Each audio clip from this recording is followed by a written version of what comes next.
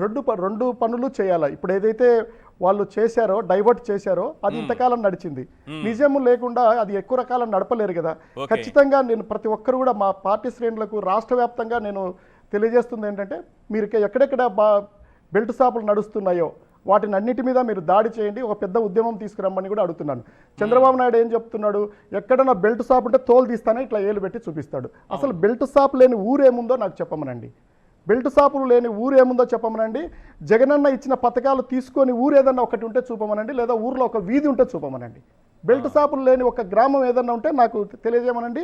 నాకున్న నెట్వర్క్ల్లో 2-3 రోజుల్లో ఆ ఊర్లో ఏ ఊరు అమ్ముతున్నారో, ఏ వీధులు అమ్ముతున్నారో కూడా నేను తెలియజేస్తాను.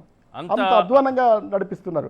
ఈ దోపిడీని కప్పిపుచ్చుకోవడానికే పాత రోజుల్లో చెప్పేవాళ్ళు, బ్రిటిష్ వాళ్ళు దానికి లండన్కి బ్రిటిష్ భారతదేశం నుంచి దోపిడీ ఎలా చేశారంటే, గంగా నదిలో ఒక స్పాంజ్ని పెట్టి ఆ నదిలో ఉండే స్పాంజ్లో ఉండే నీటిని అంతా తీసుకుపోయి థేమ్స్ నది, లండన్లో ఉన్న థేమ్స్ నదిలో వదిలిపెట్టినట్టుగా ప్రతి ఒక్కడి జోబుల్లో నుంచి డబ్బులు తీసుకుంటున్నారు. వాడు కూలివాడా, ఆటోవాడా, వాచ్మెనా, హోటల్లో పనిచేసేవాడు అనేది కాదు, తాగేవాడి ప్రతి జోబులో నుంచి డబ్బులు పోతూ ఉన్నాయి.